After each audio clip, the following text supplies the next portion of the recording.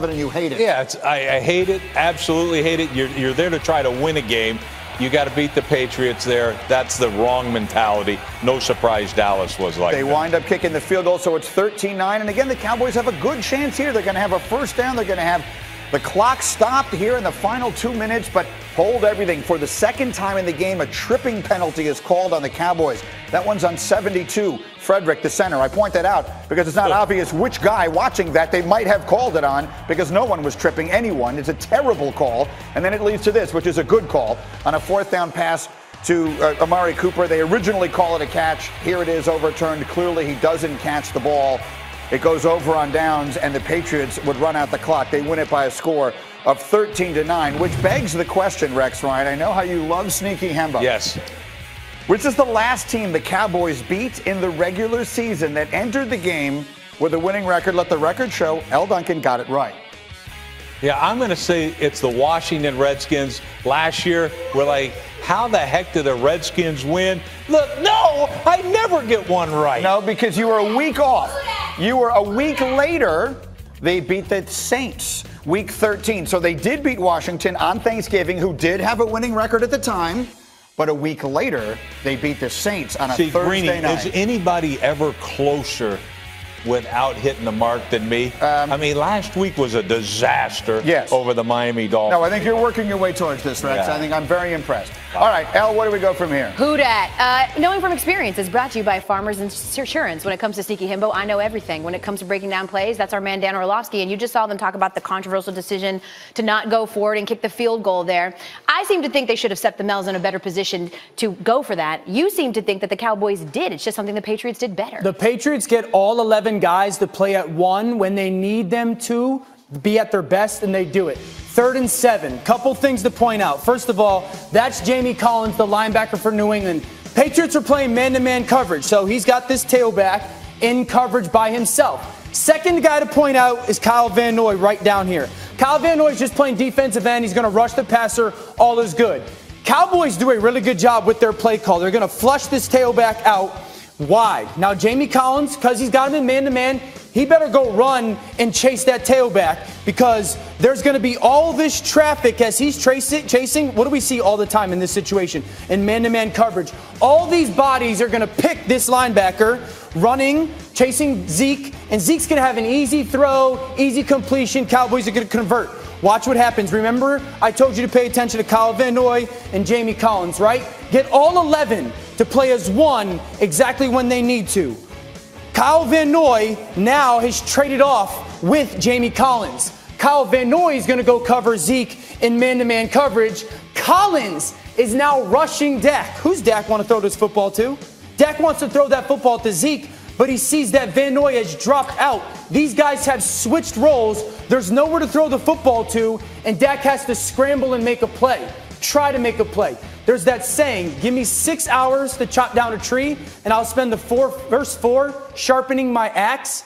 The Patriots made that play because they spend all week sharpening their axe, and they know what to do as one unit when they need to the most. And not pictured there is when they decided to go for it on 4th down. Can you pull that one up? That's right, they didn't go for it on 4th down.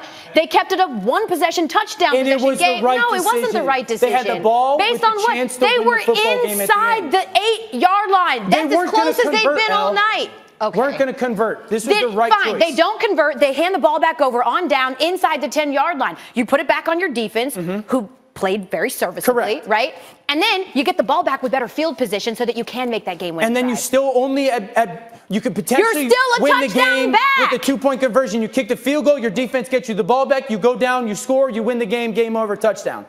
I have a feeling Stephen A. Smith has some thoughts on this. Real fast, did you notice when Greeny walked in this morning, he wasn't walking so much as he was floating on air? I wonder why that could be. Because I watched Sam Darnold play football yesterday, ladies and gentlemen. Darnold and the Jets hosting the Raiders.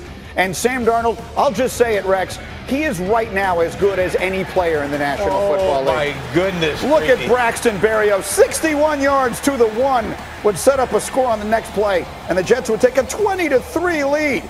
Now on the next drive, you're going to watch a little flea flicker action here. And look at this throw, Danny, from Darnold. I love this throw by Sam Darnold. Nice and high for Robbie Anderson. Go to make the contested catches. Aggressive throw with the flea flicker. And Darnold then would find Anderson, Robbie Anderson. Look at that throw. His feet are pointing to the left, and then he makes that really accurate throw on a line to Anderson to the right. Love it. And then the Jet defense would get into the act. This is Brian Poole running one back for a touchdown. Derek Carr would get taken out of this game. 34-3, the final score in here. And so, Dan, I will ask you the question this way. Is Sam Darnold a really good player, or is he the best player you've ever seen? I don't know how to answer that. Listen, I'm all in on Darnold. You know that. I am on the Darnold high. And I'm coming over here because you've been a hater. Great You've been down on Darnold. You've been a hater. You have been down on Darnold. A hater. You are telling me Daniel Jones is the best quarterback in New York. Daniel Jones is get better. out of here. He is. You guys are crazy. You don't believe that. How about the underthrown ball on that? The one you said was a perfect one. Outstanding. Throw? Wait a second. Aggressive throw? He's underthrowing that thing. This guy. His feet aren't in there. Fundamentals are horrible. Let's be serious. I mean, seriously, I think the guy is a heck of a player. He's got to get better. And Daniel Jones, same way. Let's talk about the significance, however, of this game from the other side. The Raiders are red hot.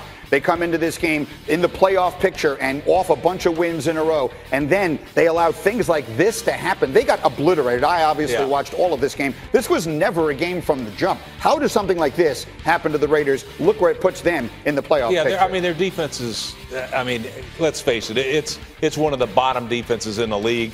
Definitely in the bottom third in the league. And that's what showed up. Look, they're about a year ahead of where I thought they would be. I think when they make that move to Vegas, that they're going to have a shot at a possible playoff type team. But right now they're ahead of schedule. But, man, they showed up. I mean, you got to beat the Jets. You got to win games you're supposed to. It's hard to beat Sam Darnold, bro. It's hard to beat Sam Darnold. Nobody else has done Prescott it. Found Nobody that out. else has done it. Yes, he did. Yeah. Let me ask you seriously. They have won 3 games in a row, though. To the Jets' credit, they are, and the reason they're winning is their defense is really playing well. And, look, they have the number 1 rush defense in the National Football League. And so, look, the pieces are there. I think we're seeing why literally all the Jet fans expected this kind of performance, albeit at the beginning of the year. Yes, there have been a lot of ups and downs, mostly downs on the season. Right now they're playing very well, and I'll take it quickly. Who's the last playoff team in the AFC? Assuming we're putting Buffalo in because they have a big record and a good schedule, who's the other wild card that's going to get in? I would say Cleveland, because they're not turning the football over, or the Tennessee Titans. The Tennessee Titans have the second best run game in the NFL right now. Violent defense, and Tannehill's been really, really good in the red zone. But I'll say Cleveland. Yeah, the Browns, you see, they have a very easy schedule. Rex, who you like? Yeah, well, unless I get some kind of credit, I'm not saying them. I mean, I need some kind of credit, and I'm going to give it to the Who do you want Cleveland Browns right here. What's that? Who do you want credit from? From Baker Mayfield and company. Baker. I need it from you, Baker. Let me then show you what else happened yesterday. So the Detroit Lions are losing by 3 points in Washington yesterday, and Jeff Driscoll has just been intercepted by Fabian Moreau. So the Washington has won the game. They are going to win, but there is still time left on the clock. Dwayne Haskins has just won his first game as an NFL starter. He goes over immediately, you saw him there, run to the stands and take that selfie with a fan. He misses the fact that there were still 2 seconds on the clock, and Case Keenum has to go out there and take the final snap that ends the game. Now, is this a critical mistake? Obviously not, in the sense that it doesn't have any impact on the outcome of the game. But I did see a lot of reaction from, among others, Joe Theismann, former Washington quarterback, suggesting that this was a moment that showed a lot of maturity on the part of Dwayne Haskins. I guess the question is, how big a deal, if any, should be made of the fact that he's taking a selfie instead of taking No, I mean, it's a huge deal. Are you kidding me? Look, first off, the Redskins win their second game of the year. Yeah. Oh, yeah, that's 2 times they've won without scoring an offensive touchdown. True. So, Dwayne Haskins, you were great. You should have thrown three touchdowns to your guy at Ohio State, McLaren. I mean, I mean, get over there and do your job. But it just shows right here, there's a lack of professionalism in this young man. And I understand he's a good kid, but man, oh man. And here's the other thing. Can we talk about this? What was worse than that? Yeah. Was the way they managed the clock. Terrible. They had 26 seconds on first down. They kicked the field goal, game-winning field goal. There's 26 seconds left, and that team had 3 timeouts. So I don't know which was worse, the way they handled the clock or this kid taking a selfie. Get off my lawn. I'm a grumpy old man. Thank I am not a grumpy old man. You know what? He should act like he's been there before. Yeah, that he never awful. has. He never has. Dan. It's the first. No, listen. Is it immature? I'm not going to argue that.